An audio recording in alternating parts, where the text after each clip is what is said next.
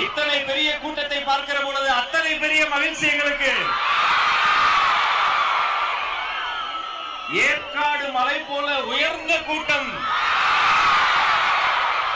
ஏழைகளின் கண்ணீரை துடைக்கின்ற கூட்டம், மேட்டூர் அணை போல நிறைந்துள்ள கூட்டம், மாங்கனி மாநகரின் பாசக்கார கூட்டம், தமிழக வெற்றி கழகத்தின் தன்மான கூட்டம், தமிழகத்தின் வருங்கால முதல்வர் தளபதியின் கூட்டம். இந்த அரங்கின் இரண்டு பக்கமும் 4 மருத்துவ முகாம் ஏற்பாடு செய்யப்பட்டிருக்கு. திரும்பிய திசையெல்லாம் தண்ணீர் வசதி இருக்கு. இன்றைய தினம் புனிதமான வெள்ளிக்கிழமையில் இந்த நிகழ்ச்சி ஏற்பாடா இருக்கிறதால தமிழக அரசியல் வரலாற்றில் கூட்டம் நடக்கும் அந்த இடத்திலேயே அன்பிற்கினிய கண்ணியமிக்க இஸ்லாமிய சொந்தங்கள் தொழுகை செய்வதற்காக ஆங்கூர் அரங்கமும் ஏற்பாடு செய்யப்பட்டிருக்கிறது. தமிழக வெற்றி கழகத்தின் சார்பில் உங்கள் அத்துணை பேரையும் வரவேற்பு செய்வதற்காக சேலத்தின் கழக மாவட்ட செயலாளர், சேலத்து இளம் சிங்கம் அண்ணன் தமிழன் பார்த்திபன் அவர்களை வருக வருகிற வரவேற்கிறேன்.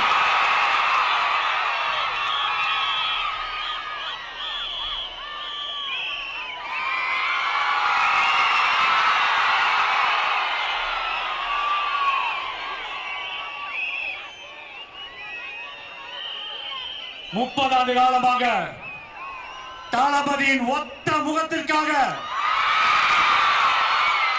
தன் ரத்தத்தையும் வேர்வையையும் உழைப்பையும் சிந்தி இந்த தமிழக வெற்றி கழகம் உருவாக காரணமாக இருந்த மக்கள் இயக்க நிர்வாகிகளே, உங்களை வணங்குகிறேன்.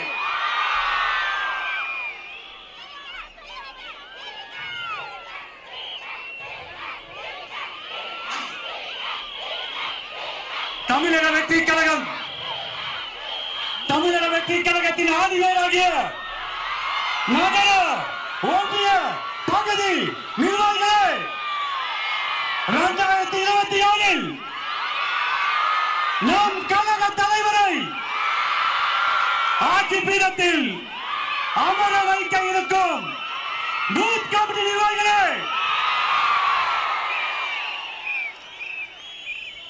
இவர்களின் விடுதலை தமிழ்நாட்டின் ஒரே நம்பிக்கை நம் கழக தலைவர்களே, ஓயாமல் பணி செய்து ஒரு நிமிடம் கண் மூடினாலும் சாட்டையை சுழற்றி நம்மளை வேகப்படுத்தும் நமது தந்தைக்கு தந்தையாக, நண்பனுக்கு நண்பனாக, அண்ணனாக இருந்து வழிகாட்டி வழிநடத்தும் கழக பொதுச் செயலாளர் அவர்களே, மாநில நிர்வாகிகளே, இந்த நிகழ்ச்சியை எங்கள் சொல்லுக்கு கட்டுப்பட்டு வீட்டில் அமர்ந்து குடும்பத்தோடு பார்க்கும் கழக நிர்வாகிகளே, பொதுமக்களே, உறுப்பினர்களே, ரசிகர்களே, உங்களை பாதம் தொட்டு வணங்குகிறேன். வருக வருக வரவேற்கிறேன். 28 ஆண்டு காலமாக என் தளபதிக்காக இந்த சேலம் மாவட்டத்தில் 5000க்கு மேற்பட்ட மக்கள் இயக்க பலகையை திறந்து வைத்தோம். ரசிக மன்றமாக இருந்தோம். நம்மளுக்கு நற்பணி மன்றமாக மாற்றி மோடி கொடுத்தார். மக்கள் இயக்கமாக மாறியது. இன்று உலகமே திரும்பி பார்க்கும். அவர் ஒரு மொழி என்ன பேசுவார் என்று பார்க்கும். தமிழக வெற்றி கழகத்தை நமக்காக உருவாக்கி கொடுத்திருக்கிறார். எத்தனை நல பணிகள் சேலம் மாவட்டத்தில் 2011 மாபெரும் நலத்திட்ட உதவிகள் வழங்கினோம். நீங்கள் எல்லாம் சேர்ந்து வழங்கினோம். எத்தனாயிரம் ரத்த தான முகாம், வெளியில்லா விருந்தகம் சேலம் மாவட்டத்தில் 3 இடத்தில் சிறப்பாக நடைபெற்றுக் கொண்டிருக்கிறது. 5000 நாட்களை கடந்து நடந்து கொண்டிருக்கிறது.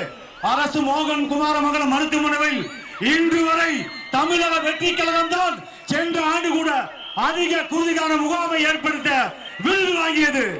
இதுபோல் உங்கள் ஒற்றுமையோடு இவ்வளவு பணிகளை செய்து கொண்டிருந்தோம். அப்படி செய்து கொண்டிருந்த காலத்தில் தான் தமிழக வெற்றி கழகம் உருவாகியது. அது இந்த சேலம் மாவட்டம் 11 தொகுதி கொண்ட மாவட்டத்தை நிர்வாக வளர்ச்சிக்காக 5 மாவட்டமாக பிரித்தார்கள். நான் எல்லாம் சாதாரண தொண்டனாக இருந்தேன். எனக்கு சினிமாவில் வாய்ப்பு கொடுத்து 15-20 படங்களை நடிக்க வைத்தார் என் கழக தலைவர் தளபதி. இன்று நடிகர் சங்கத்தில் உறுப்பினராக இருக்கிறேன், புலிசர் நம்பத்தில் உறுப்பினராக இருக்கிறேன், டிஸ்ட்ரிபியூட்டர் உறுப்பினராக இருக்கிறேன். ஒரு தொண்டனை எப்படி உருவாக்க வேண்டும் என்று இந்த தளபதிக்கு தான் தெரியும். அதே போல் நம்மளோடு நம்முடன் இருப்பவர்தான் ஒருத்தர் முதலமைச்சராக வேண்டும். அவங்களுக்கு அந்த கஷ்டம் தெரியும். தளபதி பெரிய கோடு ஆன கோடி பரம்பரையிலிருந்து வந்தவர் அல்ல. கஷ்டங்களையும் அவமானங்களையும் அசைகளையும் பட்டுதான் இந்த நிலைக்கு இருக்கிறார். அப்படி பார்க்கும்போது உனக்கு என்ன தேவை, இந்த ஏழைகளுக்கு தேவை என்பதை அவரால் தான் யூகிக்க முடியும். அவரால் தான் முதலமைச்சராக இருக்க முடியும். நம்மில் ஒருவர் முதலமைச்சராக இருக்க வேண்டும். அப்படியெல்லாம் உழைத்து 5 மாவட்டங்களாக பிரிக்கும் பொழுது சீமான்கள் பணக்காரர்கள் கோடிக்கடியாக கொட்டுகிறேன் என்று சொல்லும் போதும் என் கழக தலைவரும் தளபதி அவர்களும் என்னை மாவட்ட செயலராக்கினார். என்னுடன் இணைந்து 4 பேர் வசதியே இல்லாத அவர்களை ஒரு இமை பரிதும் யோசிக்காமல் கழக தலைவரும் பொதுச் செயலரும் மாவட்ட செயலராக்குகிறார். இன்று சேலம் மாவட்டத்தில் 5 பேர் இருக்கிறோம். அதே மாதிரி ஒன்று சொல்லிக் கொள்கிறேன், வருகின்ற சட்டமன்ற தேர்தலில் இதுவரை இல்லாத வரலாற்றில் நிகழாத நிகழ்வுகள் ஏழை எளியோர் அத்தனை பேரும் எம்எல்ஏ ஆக்க முடியும். அப்படிதான் உருவாகியது சேலம் மாவட்டத்தில் இந்த தமிழக வெற்றி கழகம். எவ்வளவு உதவிகள், எத்தனை கைம்பெண்களுக்கு தையல் மிஷின்கள், எத்தனை நலத்திட்ட உதவிகள். நன்றி.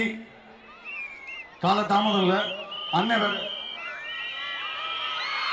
அவர் எல்லாம் அவர் தளபதிக்கே சிக்னல் காட்டுறவர். எனக்கு சிக்னல் காட்டணும் பயந்துட்டேன். எத்தனை உழைப்புகள் உங்க எல்லாத்துக்குமே தெரியும். ஒவ்வொரு இடத்துலயும் ஒரு மன்றத்தை திறக்கும் போது எத்தனை பிரச்சனைகள் அந்த காலத்துல. இப்பயாவது 4-வே ட்ராக் இருக்கு, ரோடு இருக்கு. இந்த 5000 மன்றங்கள் திறக்கத்துக்குள்ளும் என் மக்கள் இயக்கத்தை நிர்வாகிகள் எவ்வளவு பேர் கஷ்டப்பட்டிருக்கான். இன்னைக்கு சொல்றாங்க பத்தியா, அரசியல் உங்களுக்கு என்ன தெரியும் சொல்றாங்களே. இன்னைக்கு சொல்லுகிறேன், இந்த 30 ஆண்டு காலமாக இந்த 5000 மன்றத்தை திறந்து விட்டு ஒரு மன்றம் திறக்க வேண்டும் என்றால் ஒரு இடத்துல திறக்கணும். எதிர்கட்சி ஆளுங்கட்சி அத்தனை பேர்த்துக்கிட்டையும் பிரச்சனை பண்ணாத மன்றம் திறந்தான். 30 ஆண்டு காலமாக ஆளும் கட்சியும் பார்த்து விட்டோம், எதிர்கட்சியும் பார்த்து விட்டோம். இன்று எதிர்கட்சியாக இருக்கிறோம். 2026 முதலமைச்சராகுவோர். கழக தோழர்களே, உங்களுக்கெல்லாம் ஒன்னே ஒரு சொல்லிக் கொள்கிறேன், உங்களிடம் இருக்கும் தாழ்வு மனப்பானை தூக்கி எறியுங்கள். எந்த வகையில் மாற்று கட்சியை சேர்ந்த ஒன்றிய நகர பகுதி செயலாளர்களை விட நீ கீழே இருக்கவன் இல்ல, அவர்களை விட நீ மேலே இருப்பவன். அந்த காலத்திலேயே எதையும் எதிர்பார்க்காமல் தளபதிக்காக நீ ரத்தத்தையும் சிந்தினான், உழைப்பையும் கொடுத்தாய். அவருக்காக அரசியலுக்கு வருவாரா வரமாட்டாரே தெரியாது. அவர் ஒத்த முகத்துக்காக தான் நீ அவ்வளவு செஞ்ச. இன்னைக்குதான் அரசியல் வந்திருக்காரு, எதிர்பார்த்து செஞ்சியோ? அப்படி பார்க்கும்போது நீ பக்கத்து வீட்டுல ஒரு வார்டு கவுன்சிலர் பார்த்தாவே எவ்வளவு சந்தோஷப்படுற. வருங்காலத்தில் நீங்க இருக்க அத்தனை பேரும் அரசு அதிகாரத்தை பகிர்ந்து கொடுப்போம். தளபதி முதலமைச்சர் ஆவார். உங்கள் எல்லாத்துக்கும் சொல்றேன், உழைச்சவர் அத்தனை பேரும் அரசு அதிகாரத்தை பகிர்ந்து கொடுப்போம். அதே மாதிரி உன்னை சொல்லிக்கிறேன், 234 தொகுதியிலும் தளபதி மூளை முடுக்கெல்லாம் வர வேண்டும் என்றால் நமது ஆட்சி நடக்க வேண்டும். காவல்துறையினர் இப்ப பாருங்க எவ்வளவு டிமாண்ட், 51 கண்டிஷன் போடுறாங்க. இந்த கண்டிஷனை ஆளுங்கட்சிக்கு போறதுக்கு திறந்ததற்காக உங்களுக்கு சொல்லுங்க பார்க்கலாம். ஆளும் கட்சி மாநாட்டில் கூட இத்தனை ஆம்புலன்ஸ் வண்டி இல்ல, இத்தனை மருத்துவர் இல்ல, டாய்லெட் பாத்ரூம் குடிநீர் அவ்வளவு ஏற்பாடு பண்ணிருக்கோம். எல்லா கட்சிக்கும் 3 உதாரணமா செஞ்சிருக்கோம். நன்றி, வணக்கம். நன்றி. வரவேற்புரையே இவ்வளவு வேகமா இருந்தா நிறைய பேரு நிறைய கனவு காண்றாங்க. வேலையே செய்ய மாட்டவங்க எல்லாம் நிறைய பேரு நீங்க போடுற இந்த 1000, 2000, 5000 கணக்கையெல்லாம் மக்கள் வாங்கி அவங்க பணம் உள்ள வச்சுக்கிட்டு 5 ரூபா விசிலுக்கு ஓட்ட போட்டு கோடிக்கணக்கான வாக்குகளை கொடுக்க போறாங்க. இந்த தருணம் அந்த தருணம். தர்மத்தாரின் தவப்புதல்வர் மாங்கனி மாநகருக்கு உங்கள் இதயக்கனி வருகிறார். கோட்டை மாரியம்மன் ஆட்சியோடு கோட்டையாக்கி வருகிறார்.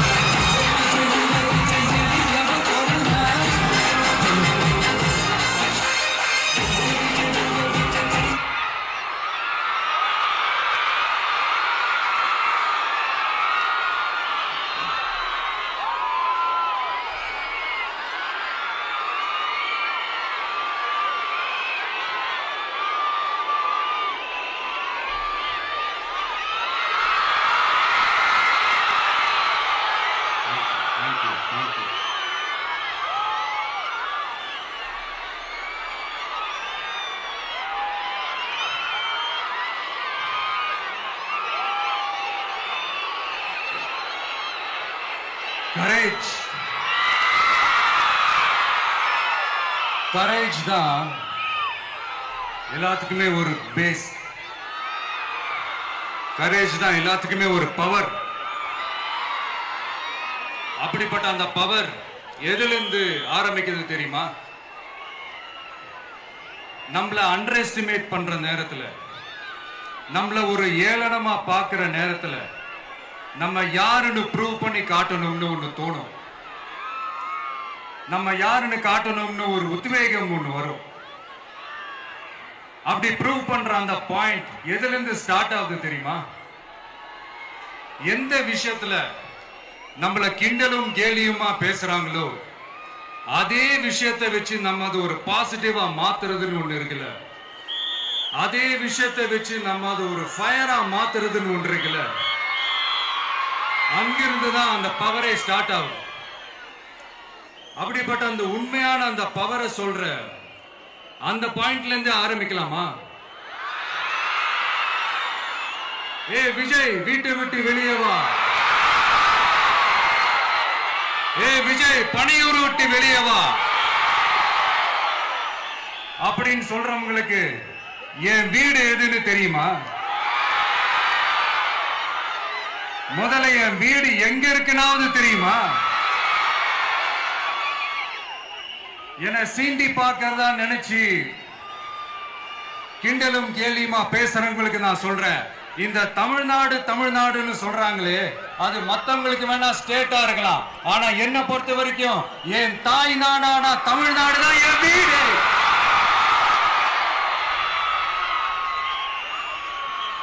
என் வீட்டுல மொத்தம் எத்தனை பேர் இருக்காங்க தெரியுமா? 8 கோடி பேர் இருக்காங்க. ஒட்டுமொத்த தமிழ்நாட்டு மக்களும் என் வீட்டு மக்கள், என் குடும்பம், என் உறவு, என் சொந்தம்.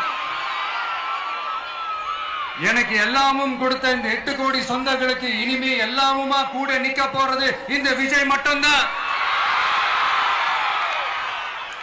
தமிழ்நாட்டோட முதல் படை வீரனா, தமிழ்நாட்டோட முதல் பாதுகாவலனா அவங்க கூடவே நிக்கணும்ன்றதுதான் என்னுடைய குறிக்கோள். இன்னைக்கு இந்த விஜய், உங்க விஜய் உங்ககிட்ட ஓட்டு கேட்டு மட்டுமே வரல, உங்ககிட்ட நீதி கேட்டும் வந்திருக்கிற. ஆக்சுவலா உங்களுக்காக நீதி கேட்கறதுக்காக தான் நான் அரசியலுக்கே வந்தேன். ஆனா இன்னைக்கு நான் உங்ககிட்ட நீதி கேட்கறதுக்காக வந்திருக்கிறேன். இந்த விஜய் என்னங்க தப்பு பண்ணா? தன்னை நேசிச்ச தன்னுடைய மக்களுக்காக அரசியலுக்கு வந்தா அது ஒரு தப்பா?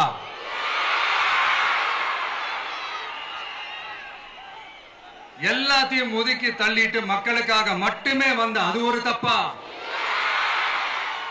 இந்த மத்த கட்சிகளுக்கெல்லாம் மாநாடு நடத்துறதுக்கோ பொதுக்கூட்டம் நடத்துறதுக்கோ இல்ல ஹால் ஃபங்க்ஷன்ஸ் நடத்துறதுக்கோ பர்மிஷன் கொடுப்பாங்க, இடம் கொடுப்பாங்க. ஆனா நமக்கு மட்டும் இடம் கொடுக்க மாட்டாங்க, கொடுக்கவும் விட மாட்டாங்க. இது என்னங்க நியாயம்? நான் போய் மக்களை சந்திக்கிறதுக்கோ இல்ல மக்கள் வந்து என்ன சந்திக்கிறதுக்கோ ஒரு உரிய இடமோ இல்ல உரிய பாதுகாப்போ மத்த கட்சிகளுக்கு எல்லாம் கொடுப்பாங்க. ஆனா எனக்கு கொடுக்க மாட்டாங்க, கொடுக்கவும் விட மாட்டாங்க. இது என்னங்க நியாயம்?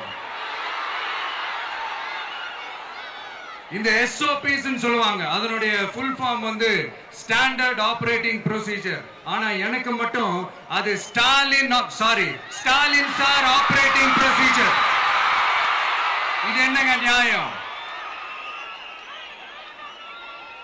இந்த விஜய் உண்மையானவன்றது உங்க எல்லாருக்குமே தெரியும். நமக்கு எதிராக சதி செய்யறது யாரு, நமக்கு எதிராக சூழ்ச்சி செய்யறது யாரு, நமக்கு எதிராக பழி போடுறது யாரு, யாரெல்லாம் ஒன்னா சேர்ந்து இதெல்லாம் செய்யறாங்கன்றது உங்க எல்லாருக்குமே நல்லா தெரியும். அதனால என்னோட சொந்தங்களாகிய உங்ககிட்ட வந்து நான் நீதி கேட்காம வேற யாருக்கிட்ட தான் போய் கேட்பேன்?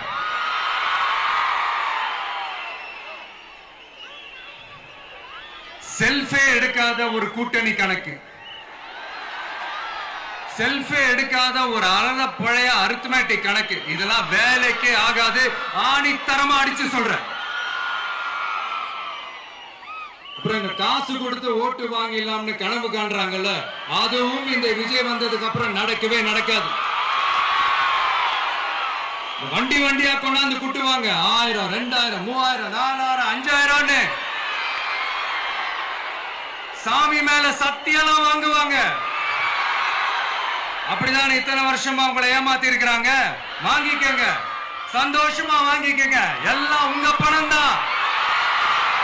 வாங்கிக்கிட்டு அவங்க காதிலே விசில முதி அனுப்புங்க. எப்படி? அவங்க செவிலே விசில முதி அனுப்புங்க.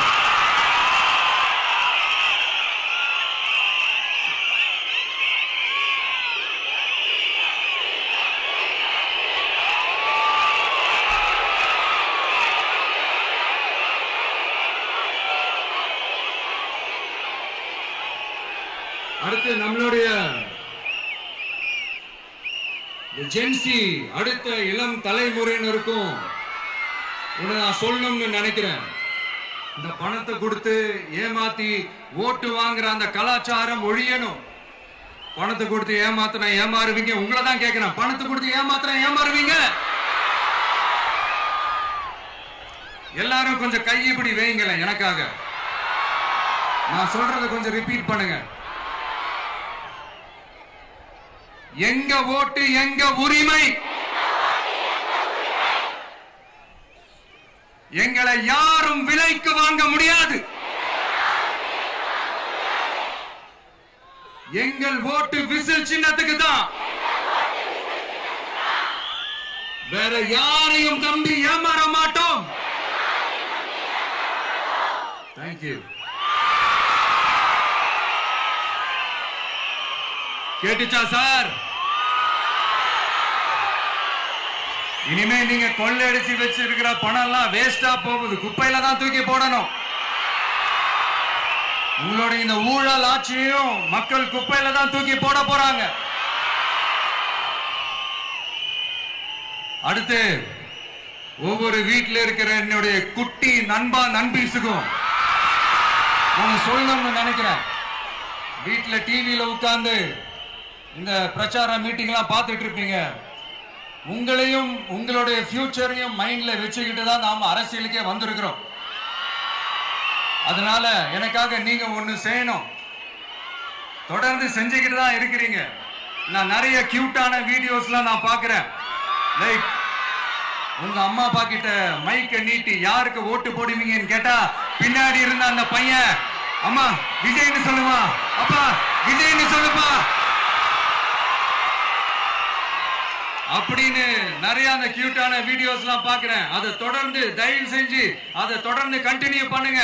உங்க வீட்டுல இருக்கிற உங்களுடைய அப்பா அம்மா தாத்தா பாட்டி பெரியப்பா பெரியப்பா சித்தி சித்தப்பா அத்தை மாமா ஓட்டு போடுற வயசுல இருக்கிற அண்ணன் அக்கா எல்லாரையும் விசில் சின்னத்துக்கு ஓட்டு போட சொல்லுங்க. விசில் சின்னத்துக்கு ஓட்டு போட வைங்க.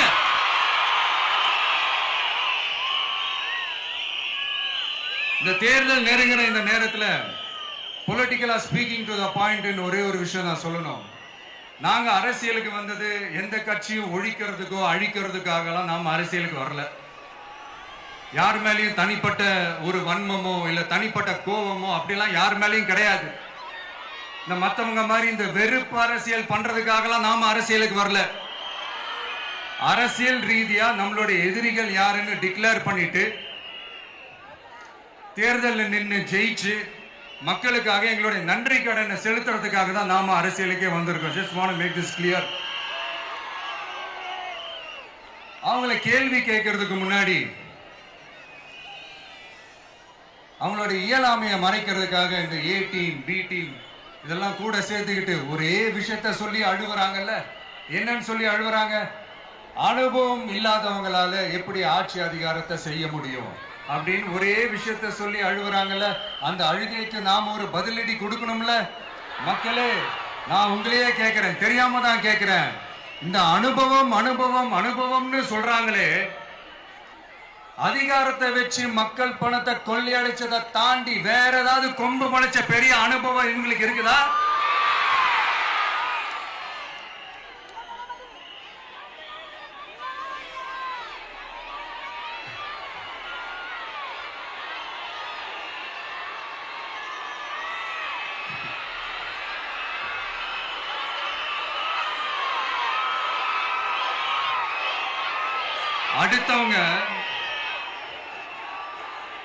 அடுத்தவங்க ஆரம்பிச்ச அரசியல் கட்சியில, அடுத்தவங்களுடைய அட்ரஸ்ல அரசியல்வாதிகளா இருந்துட்டு இருக்கிற இவங்க எல்லாருக்கும் ஒரு சவால். என்ன மாதிரி தனியா, என்ன மாதிரி சொந்தமா ஒரு கட்சி ஆரம்பிச்சு 1% அட்லீஸ்ட் 1% வாக்கு வாங்கி காட்டுற அந்த தில் இருக்குதா, திராணி இருக்குதா? 30 வருஷமா மக்கள் இயக்கமா இருந்து இன்னைக்கு மிகப்பெரிய ஒரு அரசியல் கட்சியா வளர்ந்து இந்த கூட்டணி கட்சிகள் மட்டுமே நம்பி இருக்கிற 75 வருஷ கட்சி, 50 வருஷ கட்சின்னு இன்னைக்கு ஆட்சி அதிகாரத்துல இருந்துட்டு இருக்கிற இவங்க எல்லாரையும் மீறி இன்னைக்கு களத்துல தனியா நின்னு இந்த 2 வருஷத்துல முதன்மை சக்தியா வளர்ந்து 30% தாண்டி இன்னைக்கு மக்கள் ஆதரவை பெற்றிருக்கிற நமக்கு அனுபவம் இல்லையா? உங்களுடைய அனுபவம் என்னன்னு சொல்லட்டுமா? கட்சி ஆரம்பிச்ச அண்ணாவை மறந்தது, கட்சி ஆரம்பிச்ச எம்ஜிஆர் அவர்களை மறந்தது, கட்சியை வளர்த்த ஜெயலலிதா மேடம் அவங்களை மறந்தது. இவங்க எல்லாரும் சொன்ன விஷயங்கள், பேசின விஷயங்கள், எதையெல்லாம் ஃபாலோ பண்ணணும்னு சொன்ன விஷயங்கள் எல்லாத்தையும் மறந்தது. இவங்களுக்கு நமக்கு அனுபவம் இல்லையா? நமக்கு அனுபவம் இல்லதான். கொள்ளை அடிக்கிறதுல எங்களுக்கு அனுபவம் இல்லதான். அதெல்லாம் எங்களுக்கு சுட்டு போட்டாலும் வராது. இந்த கொள்கையை பேருக்கு மட்டும் வச்சுக்கிட்டு நேரடியா சரண்டர் ஆகிறது, மறைமுகமா சரண்டர் ஆகிறது, இந்த மாதிரி அனுபவம் நமக்கு இல்லதான். அதுவும் நமக்கு சுட்டு போட்டாலும் வராது. மக்களை நேசிக்கிற நல்ல குணம் இருந்தா போதும்யா. நல்ல சூப்பரான ஒரு நல்லாட்சி கொடுக்கலாம். நல்லாட்சி கொடுக்கிறதுக்கு மெத்த படிச்ச மேதாவிகளா இருக்கணும்லாம் ஒன்னும் அவசியம் இல்ல.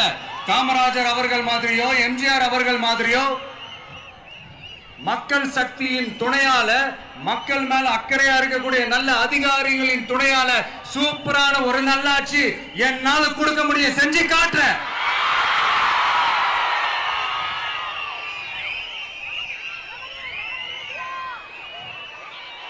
நாலரை வருஷம் ஆச்சு, 4.25 வருஷத்துக்கு மேல ஆகுது. இப்போ ஒவ்வொரு வீட்டு கதவையா தட்டி உங்கள் கனவுகளை சொல்லுங்கள், உங்கள் கனவுகளை சொல்லுங்கள், நாங்கள் அதை நிறைவேற்றி காட்டுறோம். இல்ல, ஸ்டாலின் சாருக்கு மக்கள் சார்பா ஒரு கேள்வி. மக்களுடைய கனவு என்னன்னு உங்களுக்கு தெரியுமா சார்? அது சரி, அவங்க என்ன நினைக்கிறாங்கன்னு உங்களுக்கு தெரியாது, அதுக்கப்புறம் எப்படி அவங்க கனவுகளை பத்தி உங்களுக்கு தெரியும். மக்களோட கனவு என்னன்னு நான் சொல்லட்டுமா சார்?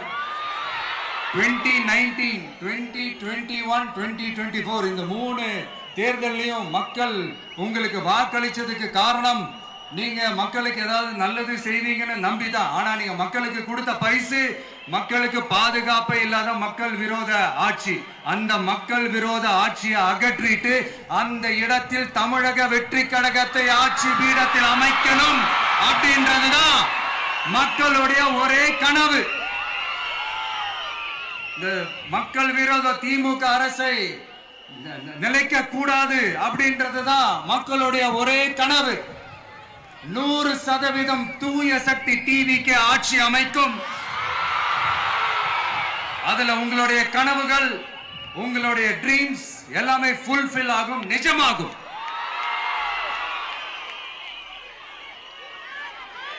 தமிழ்நாடு எப்பவுமே டெல்லிக்கு அவுட் ஆஃப் கண்ட்ரோல் அப்படின்ட்டு ஸ்டாலின் சார் அடிக்கடி சொல்லுவாங்க. ஸ்டாலின் சார் எது எதுலாம் அவுட் ஆஃப் கண்ட்ரோல் இப்ப நான் கொஞ்சம் சொல்லட்டுமா? முதல்ல சட்டம் ஒழுங்கெல்லாம் அவுட் ஆஃப் கண்ட்ரோல், பெண்கள் பாதுகாப்புல அவுட் ஆஃப் கண்ட்ரோல், இளைஞர்கள் வேலை வாய்ப்புல அவுட் ஆஃப் கண்ட்ரோல், மொத்தத்தில் அவரோட ஆட்சியே ஒரு அவுட் ஆஃப் கண்ட்ரோல். இந்த வருஷம் பிகினிங்ல சட்டசபையில பேசும்போது சொல்றாங்க, மக்கள் எல்லாரும் ரொம்ப மகிழ்ச்சியா இருக்கிறாங்க, அதனால நானும் ரொம்ப மகிழ்ச்சியா இருக்கிறேன் அப்படின்னு. மக்கள் சந்தோஷமா இருக்கிறத பார்க்கறது கூட ஒரு சந்தோஷம் தான் சார், அது யாரும் இல்லைன்னு சொல்லல. அப்படி உண்மையிலேயே மக்கள் உண்மையிலேயே சந்தோஷமா இருக்கிறாங்க அப்படின்னா ஏன் சார் விவசாயிகள் போராட்டம் நடக்குது? ஏன் சார் மீனவர்கள் போராட்டம் நடக்குது? ஏன் தொழிலாளர்கள் போராட்டம் நடக்குது? தூய்மை பணியாளர்கள் போராட்டம் ஏன் நடக்குது? அங்கன்வாடி ஊழியர்கள் போராட்டம், செவிலியர்கள் போராட்டம், மருத்துவர்கள் போராட்டம், மாற்றுத்திறனாளிகள் போராட்டம், அரசு ஊழியர்கள் போராட்டம், ஆசிரியர்கள் போராட்டம், இடைநிலை ஆசிரியர்கள் போராட்டம், பகுதி நேர ஆசிரியர்கள் போராட்டம். இதெல்லாம் உங்க ஆட்சியில மக்கள் மகிழ்ச்சியா இருக்காங்கன்றதுக்காக நடக்கிற போராட்டமா சார்? எனக்கு தெரிஞ்சு மக்கள் சந்தோஷமா இருக்கிறாங்கன்னா பொங்கல் வச்சு கொண்டாடுவாங்கன்னு கேள்விப்பட்டிருக்கேன். உங்க ஆட்சியில தான் போராட்டம் நடத்தி அவங்களுடைய மகிழ்ச்சியை வெளிப்படுத்துறாங்கன்னு நினைக்கிறேன். இன்னும் தீரவே தீராத பிரச்சனைகள்னா இருக்கிற இடம் பிரச்சனை, பார்க்கிற வேலை பிரச்சனை, பண்ற தொழில் பிரச்சனை, விலைவாசி பிரச்சனை, தண்ணி பிரச்சனை, பஸ் வசதி இல்லைன்ற பிரச்சனை, ரோடு சரியில்லைன்ற பிரச்சனை, ஆஸ்பத்திரி சரியா இல்லைன்ற பிரச்சனை. இப்படி எல்லாம் ஒரு அடிப்படை விஷயங்களே பிரச்சனையா இருந்தா அப்போ ஆளுங்கட்சின்னு ஒண்ணு எதுக்குதான் இருக்கிறாங்க அப்படின்னு தானே மனசுல தோணும் மக்களுக்கு. ஆட்சிக்கு வர்றதுக்கு முன்னாடி தான் பொய்யா அடிச்சு விட்டீங்க. இப்ப ஆட்சியை விட்டு போகும்போது கூட பொய்யா பேசுறீங்களே சார், என்ன சார் இது? மாத்தி மாத்தி பேசுறதுல நீங்க வேற லெவல் தான் சார். ஆட்சிக்கு வந்த அடுத்த வருஷமே 2022ல 70% வாக்குறுதிகளை நிறைவேற்றிட்டோம்னு சொன்னாங்க. அப்புறம் போன வருஷம் 90% வாக்குறுதிகளை நிறைவேற்றிட்டோம்னு சொன்னாங்க. அப்புறம் இந்த வருஷம் 505 வாக்குறுதிகளை 404 வாக்குறுதிகளை நிறைவேற்றிட்டோம். கிட்டத்தட்ட ஒரு 80% வாக்குறுதிகளை நிறைவேற்றிட்டோம்னு சொன்னாங்க. முதல்ல 70, அப்புறம் 90, அப்புறம் 80. இன்னும் தேர்தல் நெருங்க அது 60, 50, 40, 30, 20ல போய் நிக்கும்னு நினைக்கிறேன். அதையும் அவரே அறிவிப்பாரா என்னமோ எனக்கு தெரியல. முதல்வர் ஸ்டைல்லையே சொல்லணும்னா, பொய்யிலேயே பிறந்து பொய்யிலேயே வளர்ந்த புலவர் பெருமானே, கொஞ்சம் அத திருத்தி சொல்றேன், புலுகர் பெருமானே. அது இன்னும் பொருத்தமா இருக்கு. அவருடைய அண்ட புழுகு, ஆகாச புழுகு என்ன தெரியுமா? பெண்களுக்கு பாதுகாப்பு தமிழ்நாட்டில் எங்க போனாலும் கொட்டி கிடக்குதான். அப்படி அது உண்மைனா அண்ணா யூனிவர்சிட்டி அந்த பொண்ணுக்கு ஏன் சார் அப்படி ஒரு கொடுமை நடந்துச்சு? கோவை கல்லூரி பெண்ணுக்கு ஏன் சார் அப்படி ஒரு கொடுமை நடந்துச்சு? பெண் குழந்தைகள் பாதிக்கப்படுறதா கிட்டத்தட்ட 1000க்கும் மேலான போக்சோ கேசுகள் ஏன் சார் பதிவானுச்சு? போதைப் பொருள் கலாச்சாரம் கண்ட்ரோலே இல்லாம அது பாட்டுக்கு தாறுமாற எங்கேயோ போய்கிட்டு இருக்கு. வயலன்ஸ் எல்லாம் தலைவிரிச்சு ஆடுது. அதுக்கு ஒரு ரீசெண்ட் எக்ஸாம்பிள், அந்த ரயில்வே ஸ்டேஷன்ல அந்த சிறுவர்கள் எல்லாரும் சேர்ந்து செஞ்ச அந்த சம்பவம். சட்டம் ஒழுங்கு சரியா இருந்தா ஏன் சார் இப்படி எல்லாம் நடக்குது? சட்டம் ஒழுங்கு சரியா இருக்கணும்னா முதல்ல தமிழ்நாட்டுக்கு ஒரு டிஜிபி வேணும் சார். எங்க சார் போனார் அவரு? எங்க அவரு? சும்மா இந்த ஆக்டிங் ஆபீசரை வச்சுக்கிட்டு அரசாங்கத்தை நடத்துனீங்கன்னா இப்படிதான் சட்டம் ஒழுங்கு சந்தி சிரிக்கும். முதல்ல தமிழ்நாட்டுக்கு ஒரு டிஜிபியை போடுங்க சார். அதுக்கப்புறமாச்சும் சட்டம் ஒழுங்கு சரியாகுதான்னு பார்ப்போம். சரிப்பா, கேள்வியா கேட்கிறிய, நீ வந்தா என்ன செய்வ அதானே கேட்கறீங்க. கரெக்ட், கேட்கணும். மக்களோட அடிப்படை தேவைகளை தீர்க்கிறது தான் நம்மளுடைய ஃபர்ஸ்ட் வேலையே. அதை தீர்க்கிறதுக்கான அந்த தேடி போறது, அதோட சொல்யூஷனை தேடி போறது தான் நம்மளுடைய ஃபர்ஸ்ட் அஜெண்டாவே. கொஞ்சம் வெயிட் பண்ணுங்க, தேர்தல் அறிக்கை ரெடி ஆயிட்டு இருக்கு. தெளிவான ஒரு தேர்தல் அறிக்கையாவது வரும். என்ன நம்புற உங்களை நான் டிசப்பாயிண்ட் பண்ணவே மாட்டேன்.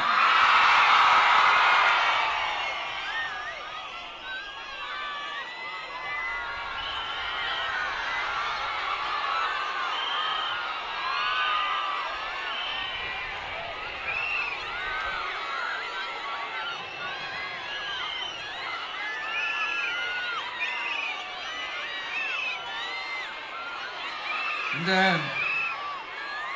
சும்மா ஆட்சிக்கு வரணும்ன்றதுக்காக இந்த நடைமுறைக்கு சாத்தியமே இல்லாத இந்த மாதிரி விஷயங்கள் எல்லாம், வாக்குறுதிகளை நான் என்னைக்குமே கொடுக்கவே மாட்டேன். அதே மாதிரி ஆட்சிக்கு வந்ததுக்கு அப்புறம் கூட அவங்க அது தரல, இவங்க இது தரல அப்படின்லாம் பம்மிக்கிட்டு இல்லாம உங்களுக்காக எந்த எக்ஸ்ட்ரீமுக்கும் போய் நான் போராடவும் தயாரா இருக்கிறேன். அதனால நான் மறுபடியும் இதை நான் ரிப்பீட் பண்றேன். இவ்வளவு நாள் இதை நான் மட்டும் தான் சொல்லிக்கிட்டு இருந்தேன். இப்ப களமே சொல்லுது, ரெண்டே 2 பேருக்கு நடுவுல தான் போட்டியே.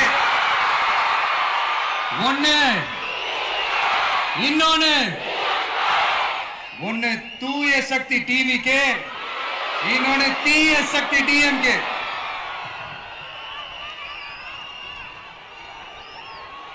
இப்ப நம்ம இந்த எலெக்ஷன் விஷயத்துக்கு வருவோம். விஜய் என்னப்பா இவரை மட்டும் தான் எதிர்க்கிறாரு, இவங்களை எதிர்க்க மாட்டேன்றாரு, அவங்கள பத்தி எதுவுமே சொல்ல மாட்டேங்கிறாரு. இல்ல நான் கேட்கிறேன், இது யாருக்கான எலெக்ஷன்? தமிழ்நாடு சட்டசபைக்கான ஒரு தேர்தல். இப்ப இங்க யார் ஆட்சியில் இருக்கிறா? யாரு பொய்யா வாக்குறுதிகளை கொடுத்து மக்களை ஏமாத்துறது? யாரு மக்கள் விரோத ஆட்சியை நடத்துறது? அப்ப இங்க யாரை அகற்றணும்? இந்த மக்கள் விரோத திமுக அரசை அகற்றணும்னா நம்ம யாரை எதிர்க்கணும்? எதுக்கு தேவையில்லாம பல முறை மக்கள் ஆல்ரெடி டிலீட் பண்ணவங்களை எதுக்கு நம்மளுடைய கான்சென்ட்ரேஷன், நம்மளுடைய டார்கெட் திமுகன்றப்போ டார்க்னஸ் குள்ள எதுக்கு கல்லெறியணும்? இங்க மக்களை விரும்புற விஜய் வேணுமா, இல்ல மக்கள் விரோத ஆட்சி நடத்துற ஸ்டாலின் சார் வேணுமா? அவ்வளவுதான் இந்த தேர்தலே. இதுக்கு நடுவுல வேற யாருமே கிடையாது. புரியுதுங்களா உங்களுக்கு? என் நெஞ்சில் குடியிருக்கும் சேலம் மக்களே,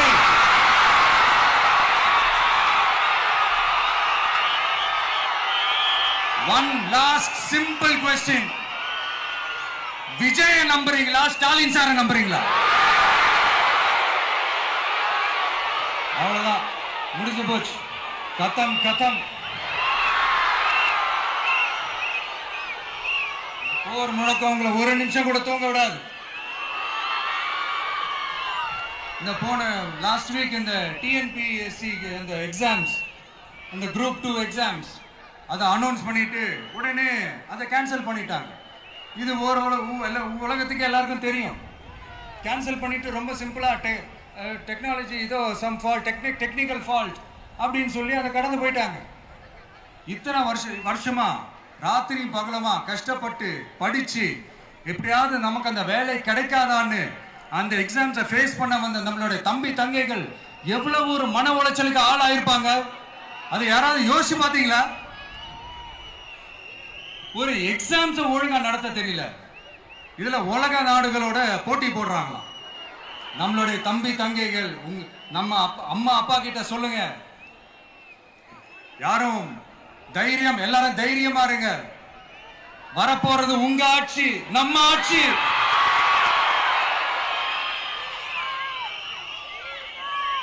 அதனால இந்த மாதிரிலாம் எதுவும் நடக்காம சமூக நீதிக்கான ஒரு நல்ல ஆட்சியை அமைப்போம். இளைஞர்களின் வேலை வாய்ப்புகளை மனசுல வச்சுக்கிட்டு டிரான்ஸ்பரண்டா அதுக்கான ஒரு தீர்வை காணுவோம். நான் விக்கிரவாண்டி மாநாட்டில் பேசும்போது ஒரு பொலிட்டிக்கல் பாம் ஒன்னு சொன்ன ஞாபகம் இருக்கா? ஆட்சியிலையும் பங்கு, அதிகாரத்திலையும் பங்குன்னு ஒன்னு சொன்னேன். இப்போ அந்த பொலிட்டிக்கல் பாம் எல்லா கூட்டணியிலையும் வெடிச்சுக்கிட்டு இருக்கு, தாறுமாற வெடிச்சுக்கிட்டு இருக்கு. ஸ்டாலின் சார்லாம் பதறாரு, ஆட்சி அதிகாரத்துல பங்கெல்லாம் தமிழ்நாட்டில் ஒத்து வராது அப்படின்னு சொல்றாரு. அவங்கள பொறுத்த வரைக்கும் ஜெயிக்கிறதுக்காக மட்டும்தான் கூட்டணி, மற்ற எல்லாத்துக்குமே அவங்க தனி அணி, அவங்க மட்டுமே ஒரே அணி. வெல்வோம் ஒன்றாக, ஆனா வரும் வெல்த் எல்லாம் பார்ப்போம் தனியாக. அந்த வெல்வோம் ஒன்றாக என்றது இதுதான் அந்த சீக்கிரட்டே. புரிய வேண்டியவங்களுக்கு நல்லா புரியும் நினைக்கிறேன். உங்களோட நான் இருக்கேன், நம்மளோட நம்ம மக்கள் இருக்காங்க. இதுக்கு மேல என்ன வேணும்? கான்பிடென்டா இருங்க, நல்லதே நடக்கும், வெற்றி நிச்சயம். மீண்டும் சந்திக்கும் வரை நன்றி, வணக்கம்.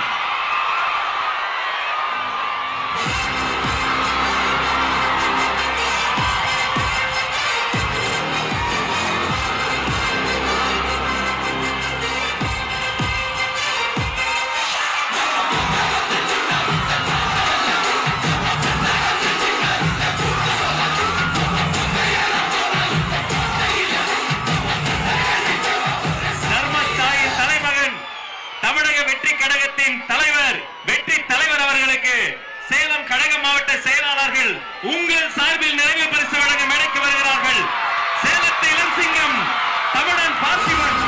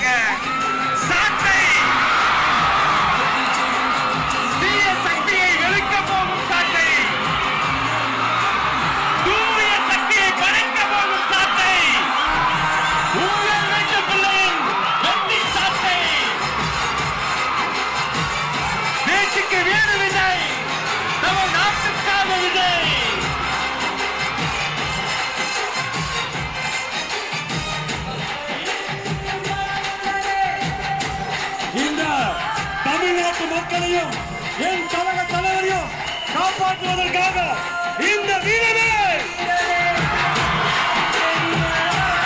ஊழல் சக்திகளை ஓங்கி அடிக்க சவுண்டை விலக்குவோம். ஊழல் சக்திகளை நல்வாழ்த்தி தருவோம்.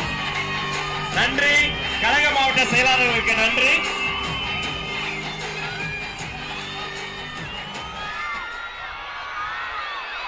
மாவட்ட செயலாளர்களுக்கு நன்றி. தமிழக வெற்றி கழகத்தின் கொள்கை பொதுச் செயலாளர் டாக்டர் கேஜி அருண்ராஜ் ஐஆர்எஸ் அவர்கள்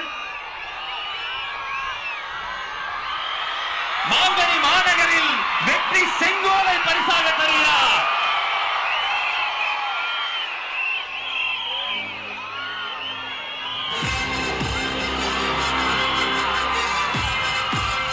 அந்த வெள்ளி செங்கோலோடு சேர்த்து மக்களின் சார்பில் மாங்கனி மாநகரில் மாவட்ட கழக செயலாளர் மக்கள் சார்பில் பொன்னிற செங்கோலையும் தருகிறார். இரட்டை செங்கோல், இரட்டை போர் யானை போல் இரட்டை செங்கோல்.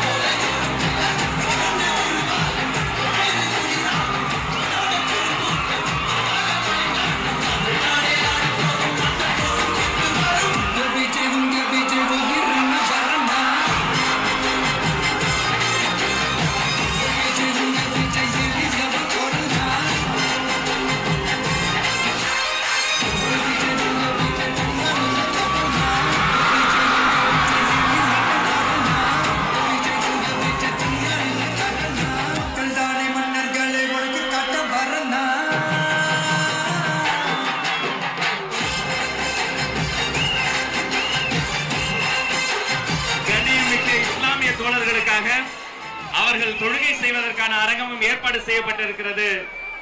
இத்தனை நேரம் பொறுமை காத்து எங்களோடு இணைந்திருந்த அத்தனை சொந்தங்களுக்கும் நன்றி. நன்றி. வெற்றி. வணக்கம்.